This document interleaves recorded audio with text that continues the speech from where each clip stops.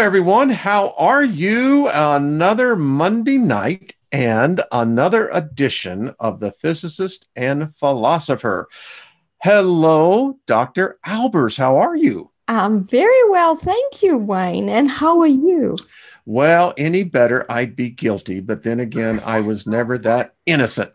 Another Monday night. Is it on your end or my end that I can hear that? Oops, sorry. I think that's me. Oh, no, that's all right.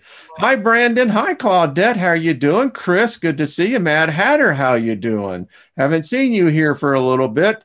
Cove Man, Peace Man, Don, Stoll, how are you doing? Hey, folks. Well, so Claudia, it's still cold where you are at. I hear. Yes, it was miserable outside. There was to me it looked like snow and rain, but people here call it flurries. Yes, and flurries are relative. I've seen 12 inches of flurries. Wow. Yeah. Because somebody missed it. Hey, Brian. Hi, Sue G. How you doing? Good to see Bonnie. Good to see you. Gravity Storm. Love a Pet. Good to see you as well. Hello, everyone. So now from where you moved from, which was like the tip of the world, yes, next to Antarctica. I mean, as they would say in East Tennessee, hey, Brian, you tell me if I'm not speaking truth here. They would say, well, that's just a fur piece down the road. Seriously, yes. I'll digress. I lived in Knoxville, Tennessee, and worked in our facility was located in Clinton, Tennessee. And a lot of the workers were women. And our customer service representative, whose name was Alice, had a very strong Appalachian dialect. Now, Claudia, you're close to where Appalachian is. And if you ever go with Scott and you all visit around, what would be Eastern Kentucky up into the West Virginia area, that is, hi, Brandon. Well, thank you. Thank you very much. Yeah. They have a distinct dialect. And so I had a number of clients in New York. True story here, folks. You're going to love this, Claudia. And the woman who was the art director was Jewish. She was, what we would call, she didn't probably tell you. She says, I'm from New York. She calls down there to speak to Alice, and we were needing some approvals so this could go to print. And the client asked Alice, well, what color are we needing to approve? And Alice says, yeller. And the woman in New York kept saying, why are you yelling at me? And Alice said, no, you need to approve the yeller. And now this was before cell phones, folks. We didn't have cell phones back then, we didn't have computers. I mean, so I'm on the road, right? We were pretty much up to date. I had a phone in my car, and I also had a pager. Well, the next thing I know, this thing is buzzing, one from Tennessee and one from New York. This woman from New York's going, what the hell is going on? And I'm going, what is the problem? She said, that woman can't speak English. And I said, what is the problem? She said, she kept yelling at me. And she said she wanted me to tell her to quit yelling at her. And I said, what? So anyway, true story, actually happened. Oh, and my goodness. It just tells you how we get communication just all messed up. Yes. Sometimes it has to be written down to be understood. Yes. And then, even then, it sometimes can get really confusing. Yes. I'm guilty of it. I used to be a person that I would react like that very quickly. And, in one way, it's good in leadership, and the other way, it bites you in the ass every time, the butt every time. Excuse me. And so when someone would send me, for instance, when texting became where people were starting to communicate, I'd look at this and go, what are you saying? And I'm sure it's the same way with you in class with students. Yes. I try to repeat things. I used to try and repeat things if I had the time. I would ask them, do you have a question? But most of them would only come to me afterwards with the questions. Most of them were too shy to ask in class. So after the class, I'd get some idea from the questions where the problems were. So the next lecture, I would start with those. Okay. Now, go ahead. Go ahead, doctor. Yeah, because I didn't think there was any point in just keeping on lecturing if the students didn't understand the basics. Good point. There was no point. So, well, there would be a cutoff eventually because I had to cover the material. But I really tried to spend as much time as possible dealing with the problems before continuing on.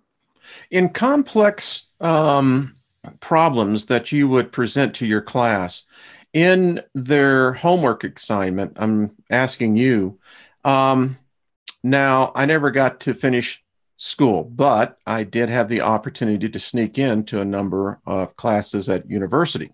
Good. And helped a number of people in their assignment. Here's my question.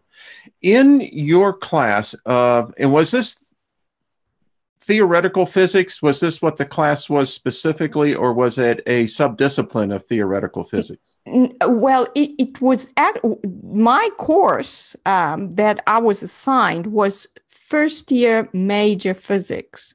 So this is when you start training people that are going to eventually, well, quite a few of them, we hope, are going to do a PhD in physics eventually. Go on to get their doctorate. Yeah. So, what do you, this is wonderful. And I know a lot of people are getting benefit from this as well. So you have the first year of students coming in to basic physics 101, I would call it. So that does require a certain discipline of thought. So my question to you is that when you would assign a homework assignment, how much did you account to the student reasoning out how they arrived at the answer? Yes, you see, the training is specifically not so much about the content, but the thinking involved. So I especially put things in my course that were designed to train the mind to think in a certain way. And as I think I explained this before, but it has to be in a step-by-step way. You have to learn to simplify. You have to learn to ignore certain things. And this is actually very difficult because when people read the question, the whole material seems to float around in your mind. And the first thing I had to try and get them to do is to draw something, to draw a diagram. That's very difficult to get students to learn to draw a diagram because as you draw a diagram, you concentrate on one thing at a time.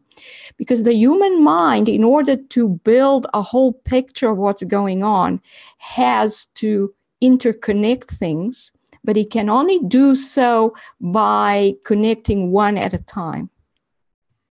Interesting. So when you become very familiar with the principles you're applying, then you may be able to consider 3, 4, or 5 at the same time. But especially in the beginning, you have to concentrate on one small point, and then you consider another one. You consider how the two are interrelated.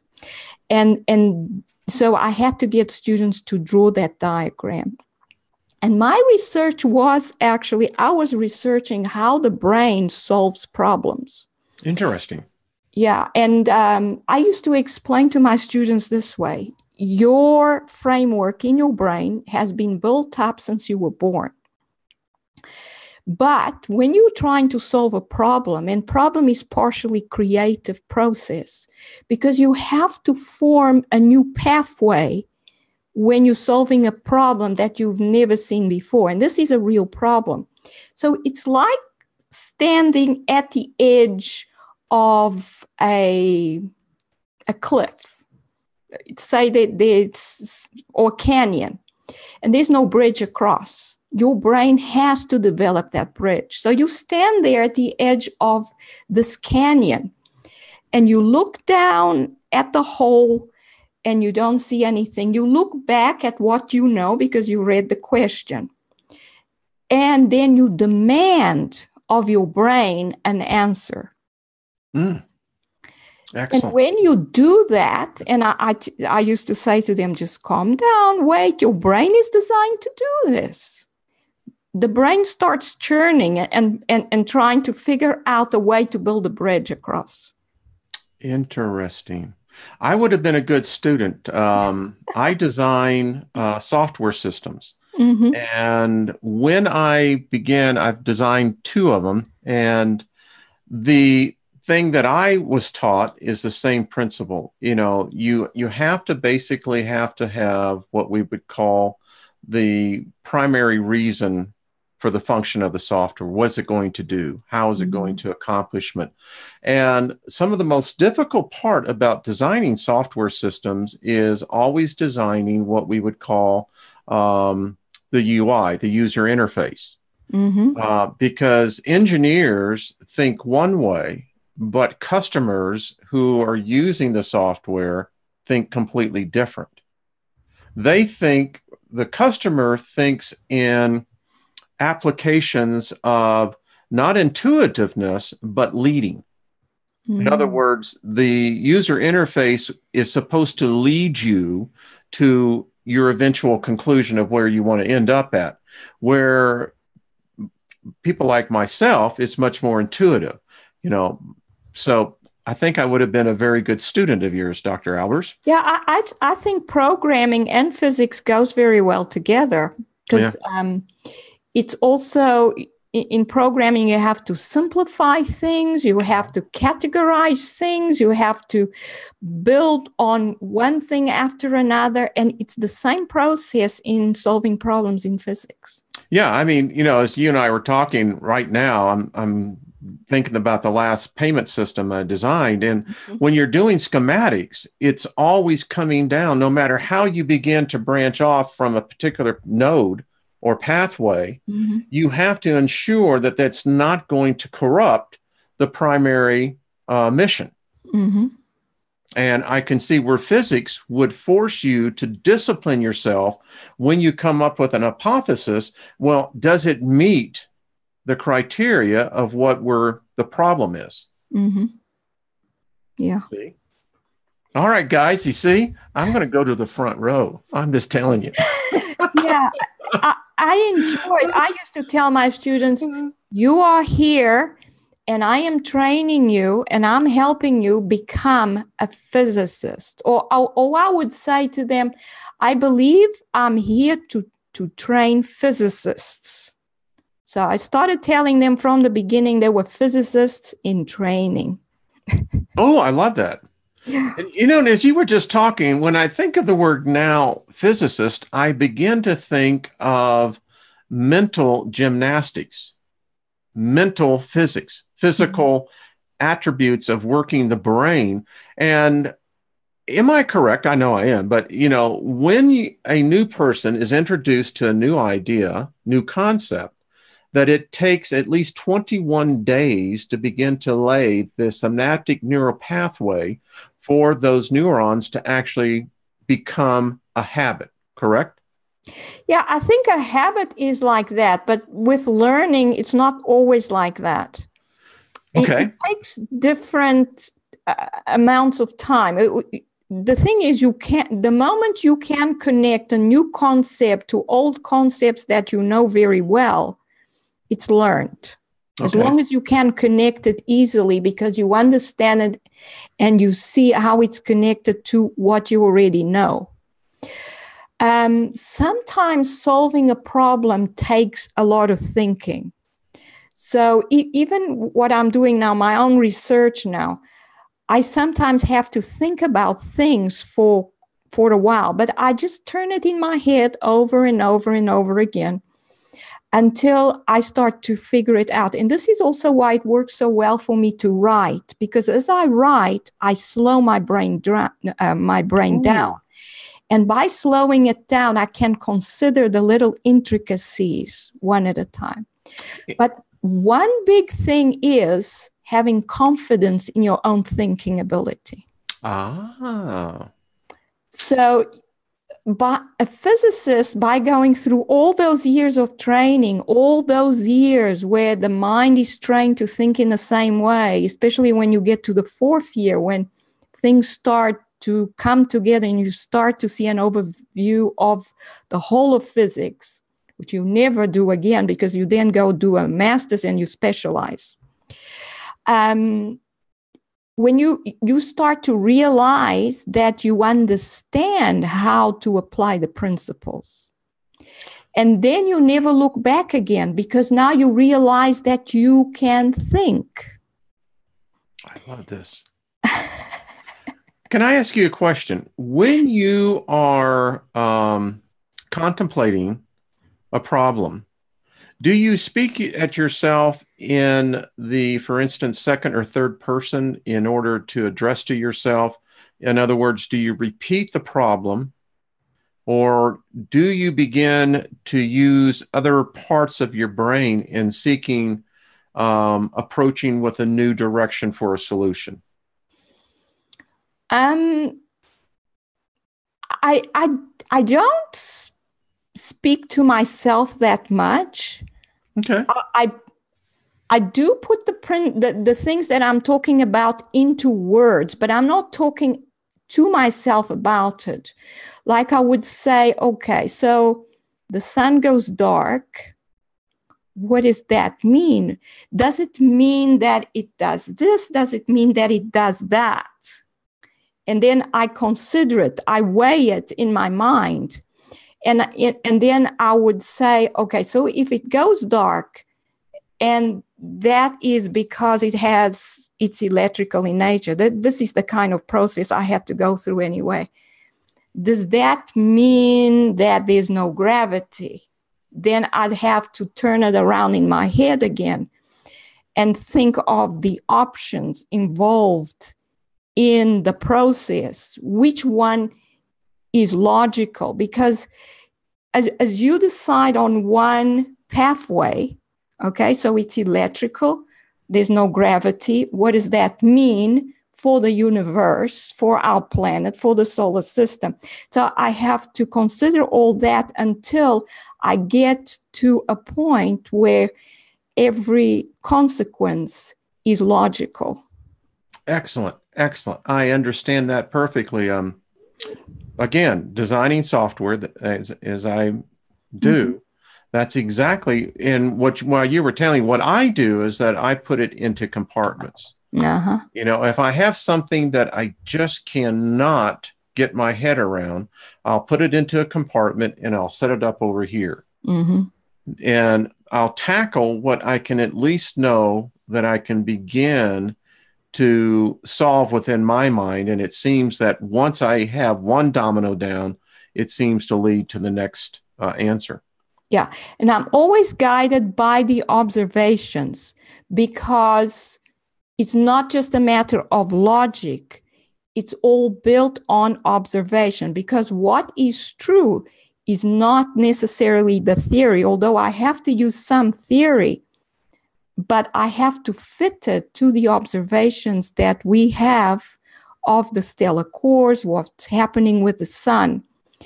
And this is where most physicists fail. They fail to consider the observation as primary. Mm. They consider the theory to be primary and they throw away the observation. And then they get to the wrong conclusion. That's why the whole of physics is wrong. Just about. Interesting. I wonder if it would help physics if you approach this like, you know, ready to launch a new product. So, you know, you don't go out there and launch the product unless you do some testing. And typically what you want to do is get a focus group. Mm-hmm. And then that focus group then becomes basically the guinea pig. You know, you'll test this out, you'll test that out. But it seems like physicists have a problem with that. It seems like they are reluctant to go outside of the box, so to speak. Yeah. Yeah, my method is actually in a way similar to Einstein's, except that I have made Einstein did thought experiments to come up with his theories. He thought about it as well. And basically, I do the same thing, but I always rely on the observations. I'm always looking for the observations. I'm always looking at the pictures of what these stellar cores are doing. Look at these connections. How do they make the connection? Look at how they move. And trying to understand things based on that. You know, I met the great Steve Wozniak, and was out at a conference in San Diego. And of course, you know, when you begin to think about what he did with Steve Jobs and the parallel path of where they were moving, and then what you've got was Gates and Paul Allen in their tracking. And I remember Steve Wozniak saying that that's how they began to look at it. He said he saw it as blocks. Does this block fit in that block? If it doesn't fit the block, then what block was going to make, you know? That's interesting. Yeah, you know, I did some programming when I was a student. I learned to program in Pascal and Fortran. Okay, yeah. That was a long time ago. A long time ago. Mainly Pascal. Fortran is similar, but not quite. Yeah. You know, the great thing is that when I got to the CEO position, and, you know, my job was out raising venture capital, I didn't have to do that anymore. You know, now my butt was dragging because, you know, many a times, you know, I would catch a flight back from San Jose back to Austin. And, you know, I got to know that red eye. And so it was always the next morning because, you know, you have to meet with the engineers. You got to see, you know, how's the software going? And, you know, then you get to ask all those questions, you know, it's like, well, this is good. Is that how you learn to interview people? Yes. The largest company I had almost 200 employees. And, you know, you have to have structure. And when you do this from a startup, you know, it takes on complexity. You know, the first time you get your first Series A investment, I got to tell you, it's kind of really cool to really hold a $10 million check. That wasn't mine, but I got to hold it. Yes. I got to deposit it. That sounds like fun. Oh, yeah. Well, you know what? And that lasts just as long as the champagne is flowing, because then the next morning, now you've made a deal, and, you know, things begin to change very quickly. But yeah. But now you have to deliver. Yes, you do. And, you know, but I love it. It is really the thrill of the chase, you know, because when you get into startups, Claudia, the thing that you have to realize is that the odds are already overwhelmingly against you. And particularly if you're getting into an industry in technology. Now, in my case, where payment was concerned, that's a very expensive thing to get involved with. And it requires many times tens of millions of dollars to really launch a successful company. And now that time has passed. What I'm seeing now with the venture capitalist is where we're going down, and it's kind of a weird area, but it seems like a lot of it's moving to the neural net thinking. You know, Google's working on a new application where you can actually think to the computer.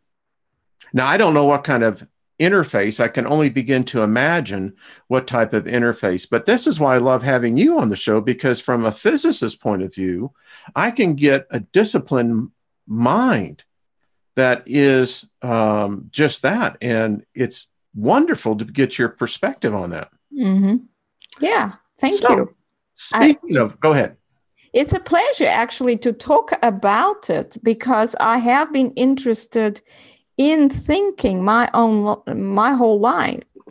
I think when I started, when I moved to South Africa, I was 11 years old and I couldn't speak English at the time. Mm. And I told myself, okay, in order, and no one told me, I thought the way I'm going to learn English quickly is by thinking in English. So even though I didn't know many words, I decided I was going to think about everything in my life in English. And then if I didn't have the word at the time, I would put in the Portuguese word, but then I would listen in the environment for that word so I could from then on have that thought in English. Wonderful. When you started saying, I found out that your native country was Portugal, I always enjoyed the movie. And of course, I had it with John Travolta. Come on, folks. It's where he had the brain tumor.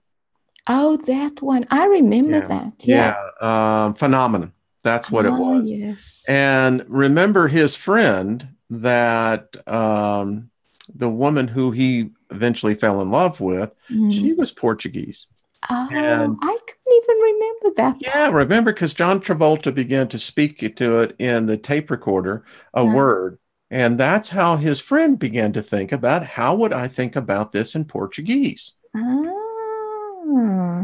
often wonder that where people have such a problem sometimes accepting foreign ideas, that if sometimes they would stop and instead of thinking through their point of view, stop and think about the person who point of view you may not agree with. Mm-hmm. I mean, that's right. What I have seen in some of this is just ridiculous when people try to harm others just because they have a difference of opinion.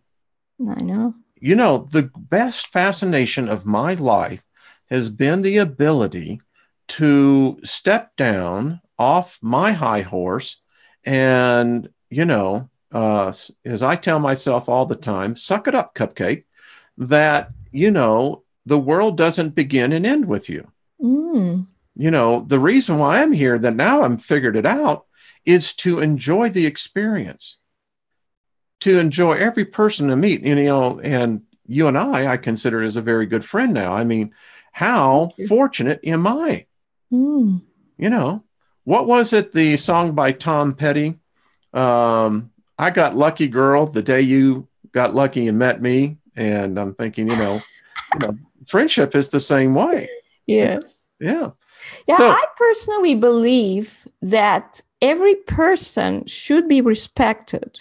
Yeah.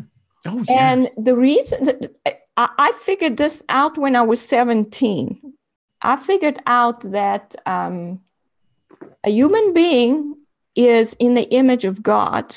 Mm-hmm. And so if we're going to respect God, we have to respect every human being. So every human being merits respect, should be respected, should be listened to and appreciated. Boy, come on, folks. That is worth the price of admission. You got it free. I love this because it is. And I think that when we begin to approach that, we can begin to approach, I think, the complex issues that are facing us right now, Claudia. Mm-hmm. I have pulled up for us, because I like doing this, working, let me get over here to a couple of articles that, some of these, by the way, were sent in by subscribers who listen to us. Mm-hmm. Here's one that I thought was really interesting, Claudia. Can cosmic rays affect cloud condensation nuclei by altering new particle formation rates? And this is a very interesting paper. Mm-hmm. The fact that they're now addressing the fact with the increased amount of cosmic radiation pummeling in, that it's actually now affecting the way clouds are actually formating. Well, It is supposed to affect cloud. It is to increase cloud condensation through these cloud condensation nuclei, because the additional particles seem to create more cloud condensation nuclei. But all this research that they are doing is actually meaningless because of the chemtrail problem. They address that in here, by the way. Do they? To address the coupling of cosmic rays and the CCN, we calculated the number and composition of aerosol particles as a function of particle size and time throughout the lower atmosphere, the troposphere, down to the lower stratosphere. So they're now acknowledging that whatever is up there. Yes, but these aerosol particles they're talking about are natural aerosols. Okay. They're not talking about, they say it's aerosols because it's particles that are suspended in the atmosphere. And these would come from volcanic eruptions, sulfur particles. It can be salt if it's over the ocean, salt crystals. I haven't actually read a single article that mentions the fact that the Earth's atmosphere is actually full, because they chemtrailing every day. No doubt about it. So they're not considering that most of the clouds that we see everywhere around the world is artificial. Yes, it's formed due to artificial cloud condensation nuclei. It's mainly aluminum microparticles that they use. They're not natural.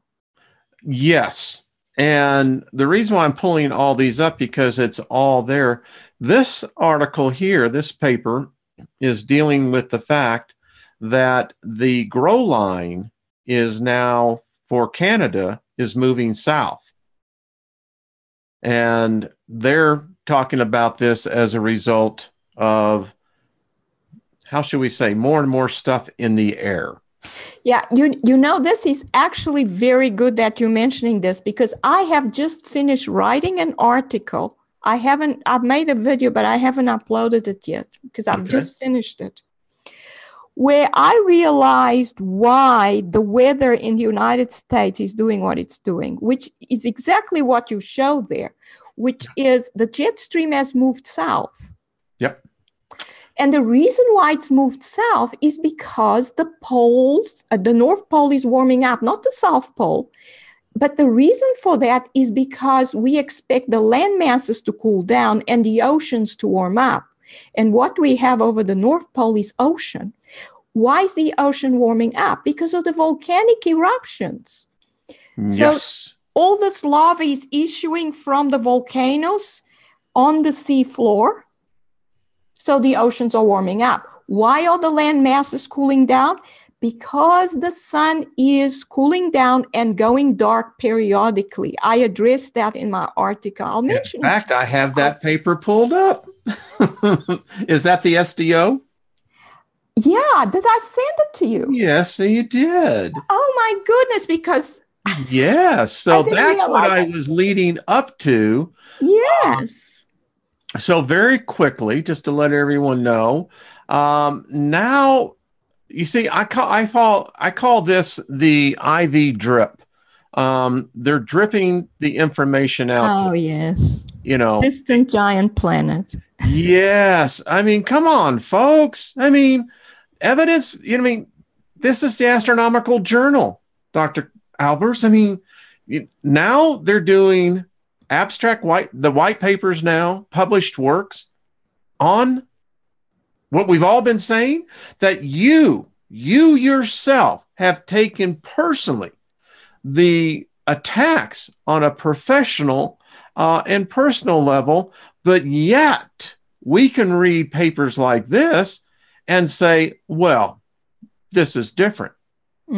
I don't think so. Yeah, the thing is they still pointing only to the edge of the solar system. So it is soft disclosure, as you say, because they are starting to mention that it's possible for, say, a star to approach the solar system. They did that about one that approached some 70,000 years ago. Yeah. And now they say, oh, there's a planet at the edge of the solar system. Just at the edge, just look outside. Right.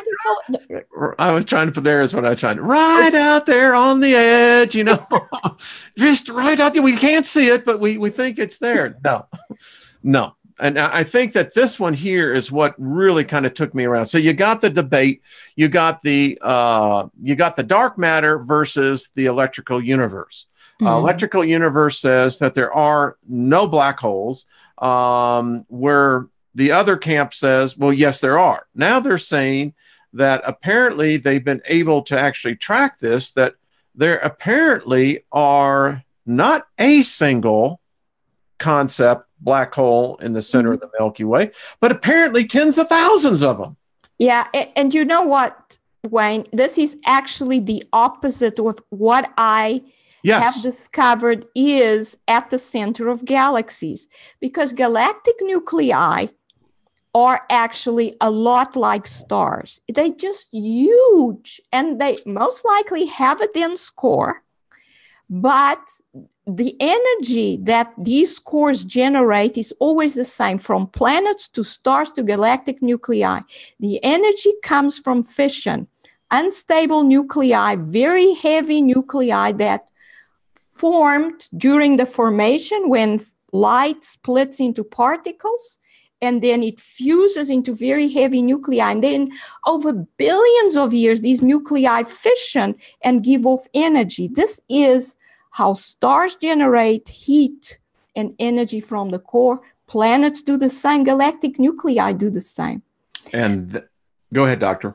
But there are no black holes, because a black hole would not allow a galactic nucleus to emit particles like stars do, and would not allow them to produce a solar wind. They produce a solar wind. All this gas that comes out from the galactic nucleus and forms the arms of a galaxy is all like the solar wind of a star.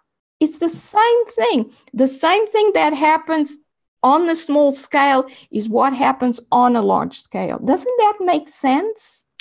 Listen, the way I kind of look at this, I take what you teach me and I apply it to what I read and what I can comprehend. And what I keep on telling myself is that we are witnessing a complete rewrite, rethinking of our whole way we view the universe. And I think mathematics itself in defining that universe.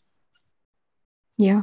I think the thing is, most of physics has complicated the theories and how everything works. And they basically have done it on purpose. Yes. Because then normal people won't be able to understand what's going on, and they'll just think, oh, we'll leave it for the physicists. They know what they're doing. Yes, but they do. What they've done is made themselves the elite, basically. Only we can understand what's going on in the universe, and we will spoon feed the public a little bit here and a little bit there, as long as they understand, oh, it's all just too complicated, we'll just give you a little bit here and there. And then people say, oh, you understand that, but I don't understand that. But, it's physics. It's difficult. Well, it is. But it's not supposed to be. I know. I get it. It's simple. Well, like I say, I sit in awe. When I go outside, I'm in awe of what is going on. I mean, when you look at this, and I think that for myself, when I released myself from what I always called the tenements of my core, and realized that well, Steiger, it wasn't exactly right. So the best thing I have found is to listen with an open mind. And if I don't understand it, don't criticize it. Ask the questions. Why is it? It's good. Yeah. If I don't understand it, it has to be reasons. Why don't I understand it? Yeah. You see, but most people, they complicate matters so much that people don't even know how to ask a question because they use terminology that is way above what people can understand. I mean, even physicists, just in a different field, if you go to a talk by someone else in a slightly different field, they use all this terminology and you start thinking, okay, what did he say? Yeah. When you realize what they actually say, it's actually not that difficult. They're just using long words to refer to certain things.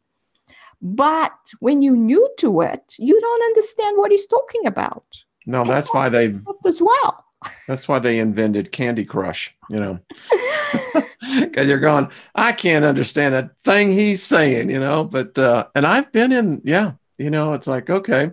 So I wanted to talk about this coronal hole, Claudia. Mm-hmm. Yes. This sucker is like a huge gash into our star. I mean, this is just amazing. That's right. You wrote a paper on this, so yeah, I'm going to hand it over to you. I did write something on this. I thought it was worthwhile because I needed to explain one more time what's happening with the sun, and that is the stellar cores are absorbing matter from the sun.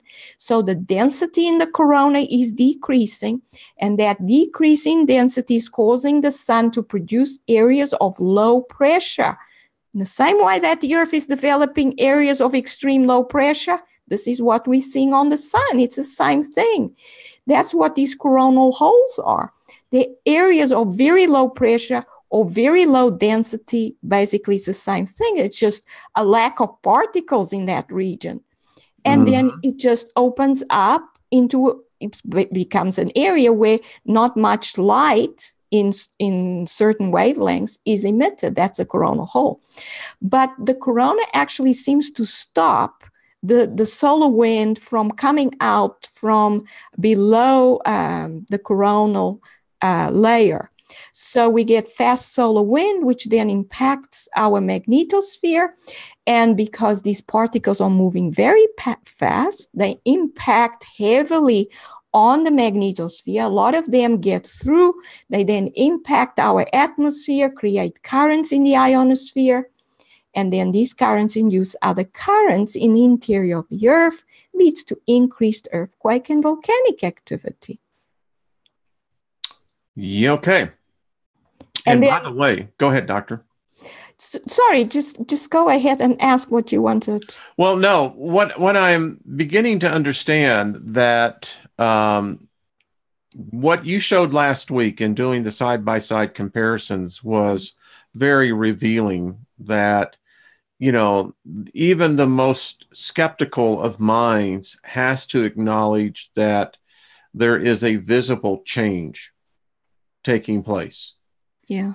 And when you begin to realize that in this one today, that, and I was just kind of counting in my head, you could probably put about 50 to 60 Earths in this coronal hole. Yes. I mean, people don't understand that. I mean, these are huge. They are huge. And the thing is, this one is just above the equator and it's Earth facing. So it's likely to impact Earth. That's where we are right there. That's right. So we're going to get smacked. And, you know, as I keep telling people, this is impacting, we're now understanding why people with more frequencies of these coronal holes, it's impacting health, cardiac, mental.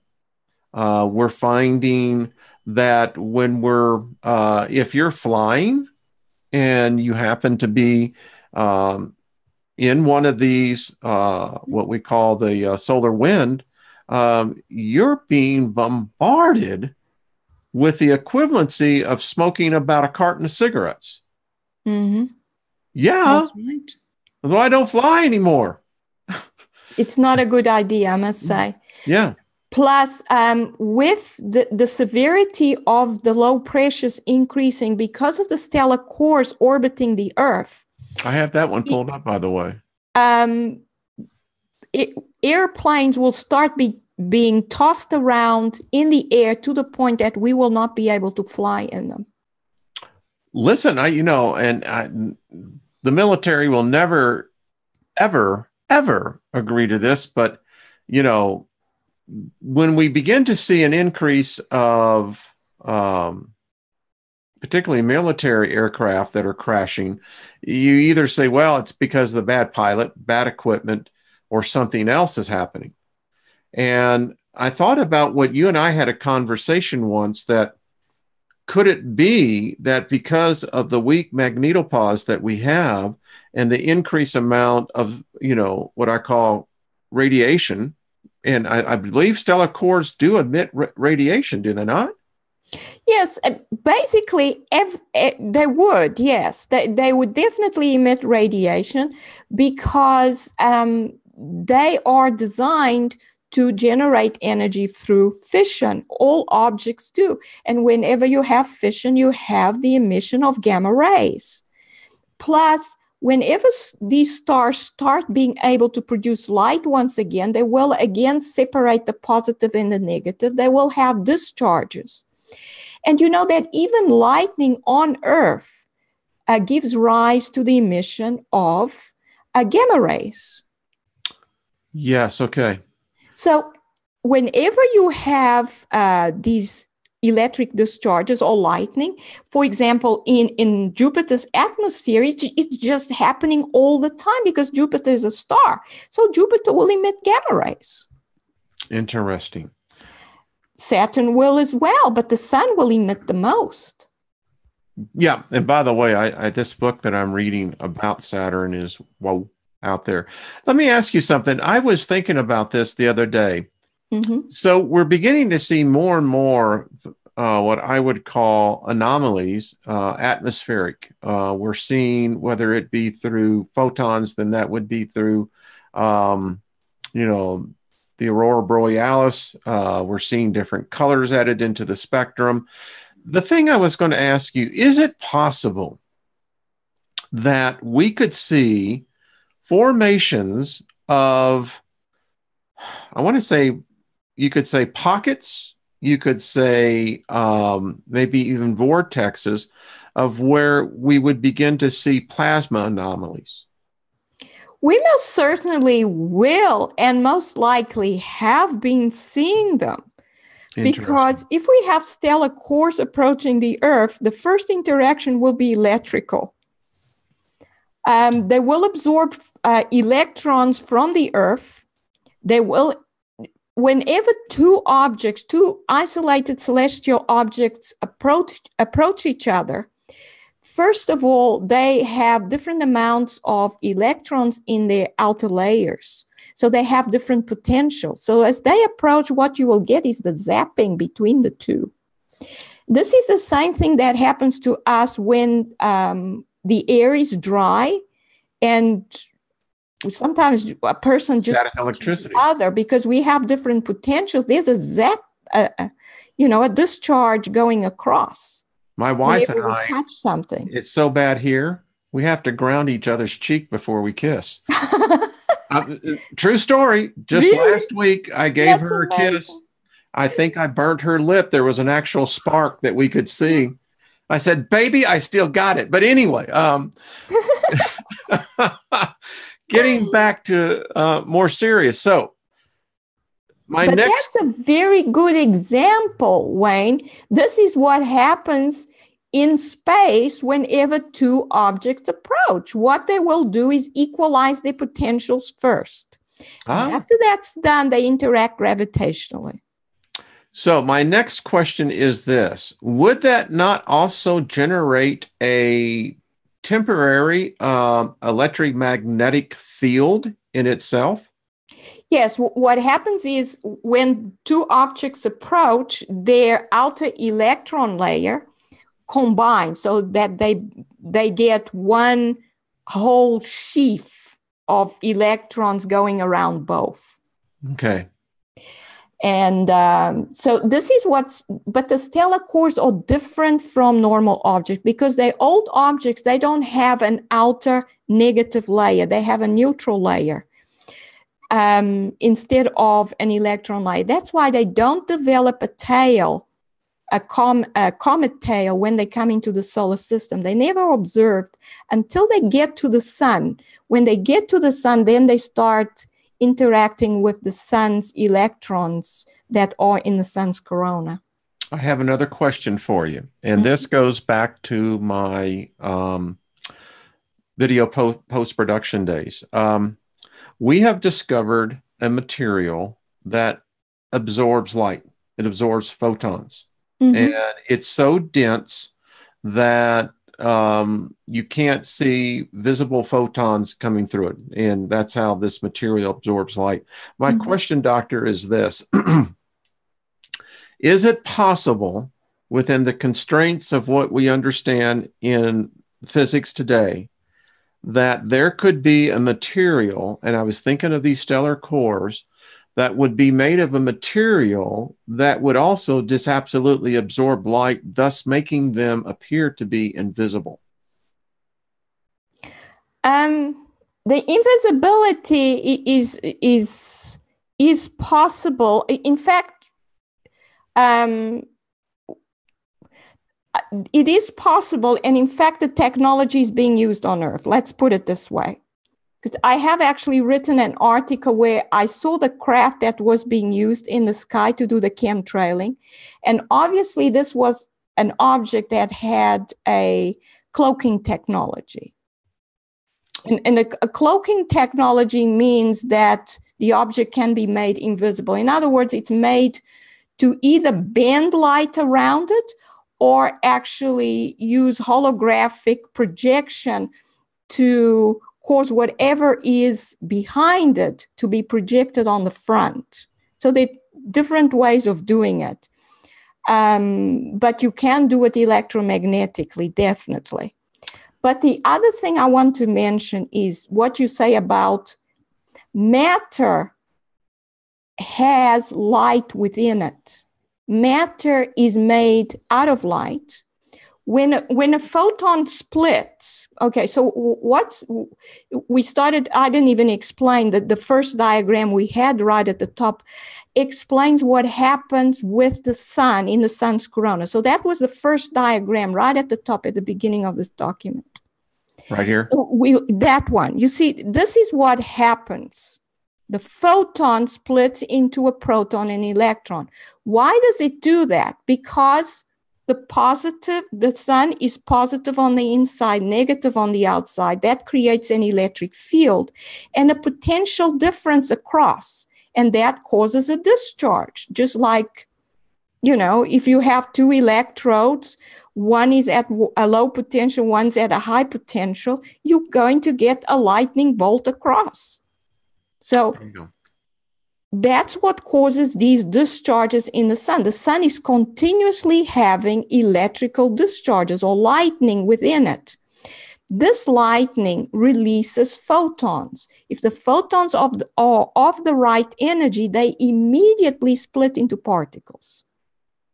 They become particles. But the rest of the energy in the photon splits up and goes into the two particles. Okay. So part of the energy of the photon goes into mass, and part of it stays as non-mass energy, which is a photon again. So, and photons are actually the same thing as heat. They will even give a particle the ability to vibrate or move very fast if it's gaseous. In other words, photons are heat, energy, everything that causes a particle to move faster, and that's basically what heat is, comes from energy, which is a photon. Energy is not an abstract concept. It's actually a photon. Both of these interactions here, the electrostatic and the gravitational, will generate heat within themselves, correct? The electrostatic doesn't. The electrostatic does electrostatic is not. a very simple interaction. It is what causes photons to turn into particles. Okay. But it's not associated with energy itself. It just causes the discharge to happen because of the fact that you have positive and negative charges. It never changes in strength. It's always the same strength interaction. It doesn't change over time. That's why the stellar cores will still interact electrically with other objects the same way they did when they were young stars. But there's being energy that would be displaced by the splitting of the photon, right? I mean, the proton. Okay. The energy is always gravitational in nature. Okay. So the two interactions act together. That's why I call this unified theory of electro-gravitation, because you cannot have just one interaction acting on its own. We would get no universe if we only had the electrostatic interaction, because if we did, then the moment we have a proton and an electron, they attract each other. So they would collapse into each other, and we would just have neutral particles. And then we'd have no energy transformation mechanisms if that was to occur. But the gravitational interaction causes the opposite. It causes them to separate. Interesting. Wow. I love this. Do you know the hour has come and gone? Yeah. This is nuts. But go ahead. I just want to mention one thing, Wayne, before we end. I don't know if you ever watched Star Trek. Oh. You did? Yeah. I used to love Star Trek when I was young. But one of the things they have in Star Trek is these food replicators, where you can just walk up to it and say what you want, and you open a flap and there it is. So basically what I have discovered is what the universe is like. And now the technology is possible, except you need very high energy gamma rays to turn photons into protons and electrons. And then by applying the right electric fields, which would be computer generated, you can then place the protons and electrons in the right position to form the right molecules to therefore create, with a replicator, this is basically replicator technology, anything you want. I see this, because this would have a structured makeup. In other words, there would be a formula that if I could duplicate this mathematically, applying the principles that you just said, it would produce me a pen. Yeah. Wow. That's cool. Hey, you better not let this out. I know some venture capitalists that would love to talk. I actually quantified what you need, and it's quite a high energy gamma ray that you need, but it's not impossible with the technology that we have. And the potential difference we need is also very high, but I don't think it's impossible either. I know of another physicist, Dr. Miller, that would agree with you on that. In fact, it's, if you study comparative religious studies and you also look at the archaeological record as well, we know that the ancients, particularly the Phoenicians, figured out that language was basically 12 octaves. It was 12 tones, harmonics. It's where we get, phonetics. And I've often now, where we're discovering that they understood how they could then begin to manipulate frequency to matter, to light. Yes. I love That's this. right. Yeah. Sound is very powerful, actually. The human body seems to, and organic organisms respond a lot to sound. It's very powerful. especially when it forms these standing waves or these harmonics. Okay. So I know you don't watch a lot of my videos, but I practice every morning in the shower, what I call spirit talking, but it is I've had a number of people tell me that it's full chakra activation, but I do that by emitting sound and water together. Okay. Very powerful. In fact, I'll just share this with you as we kind of close out.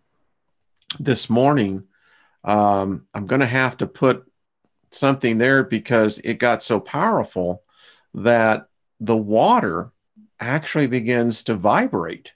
Wow. It's very interesting. Yeah, water itself is extremely interesting. It's almost like a living thing because of the fact that it's a dipole. So it responds to electric fields within the Earth's atmosphere. It's actually the electrical conductor in the Earth's atmosphere is water. And don't we generate 20 watts of an electrical field around us, which, and I'm just learning this by osmosis, just trial and error. No one's teaching me. And lo and behold, when you start stumbling in on this, I figured out how Tesla did it, how Einstein, how, Freeze, all of them, the great minds, Dr. Claudia Albers, how they begin to think and how you can begin to manifest many of these principles into the physical realm. So that's what I enjoy. Well, folks, I hope everyone's enjoyed it. There's 240 people in here. I guess people are enjoying it.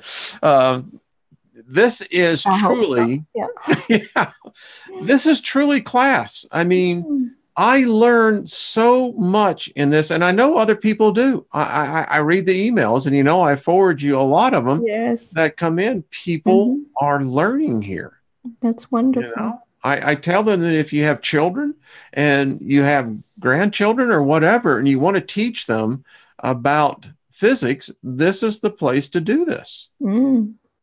Yeah. How rare do you actually have the opportunity to have an actual teacher that has actually did the work to get the parchment? That's all I got to say. People want to get all wrapped around the axle, Yeah. Why did she say that? Why did she say that? And I said, I tell you what, Cupcake, get off your pony there and you just step up and you just show me that PhD that you got. And if you can show me your PhD, then I'll let you go ahead and talk to the doctor. Ain't going to happen because we all know, learn respect. I think about this, Claudia, I had a 9th grade algebra teacher, Mr. Schwartz, and the guy was a jerk. I think he had something against my name. I swear, his was Schwartz and mine was Steiger. And it was, anyway, I mean, as much as I thought that he was a jerk and much as I may have disagreed with him, I respected him. That's good. I respected him. And that's what we have got to teach these people who come in for whatever sources they're coming in and they have a dispute or a disagreement. I don't care if you have a disagreement, write it out rationally. I'd be more than happy to send it over to Claudia, but do it with respect. Yeah, the trolls, of course, will never, they don't really have a dispute. They just want to shut you up and tell you something that will upset you. They do it on purpose, And not here. We just absorb them in love. We just say, it's okay. Come on. What you need is a big hug. And then I tell them, relax, calm down now. Don't stress. Take it easy. And then we all go and smoke the pipe. No. I love it. So Well, Claudia, I will see you next Monday night. I hope you have a good week.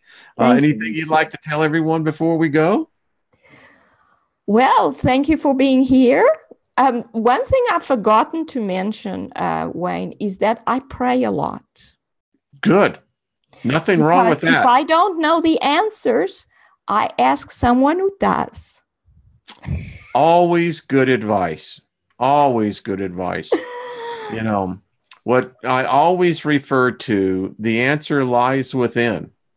That's where it's going to come from. Yeah. I haven't ever seen it. There was a movie, Claudia, you and Scott ought to watch, called The LA Story.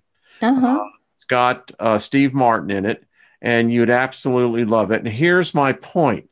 You know, I never had the highway sign stop me and tell me it was going to deliver to me great knowledge. And that's what happens in the movie. Okay. Because it always comes from within. It comes from within. Yeah. Well, okay. Thank you. Thank everyone. you. It was lovely. And as usual, the time just... It does. It just flies by. I mean, I feel like sometimes I'm stepping on the amusement ride, like at Six Flags. You know, you're going to do the roller coaster thing. And you're enjoying the crap out of it, you know, up and down, and you're going around, and then you pull in and you're going, what happened? Just goes that quick. I know. Yeah. Oh, it's just so good. Okay. Everyone, we appreciate all the moderators. Thank you so much. Everyone that came and visited and stopped in, thank you for your support. Thank you for your kindness and the respect. And this is how we all learn. So, Dr. Albers, until next week, I will see you then. I'll see you. Stay with me before we go off the air. Eric, now I've been told that this is being cut off sooner than apparently we're still talking. So what I'm going to do is I'm going to give it, Claudia, let's you and I stay on for a 10-second delay. So, all right, everyone, we will see you later on this week.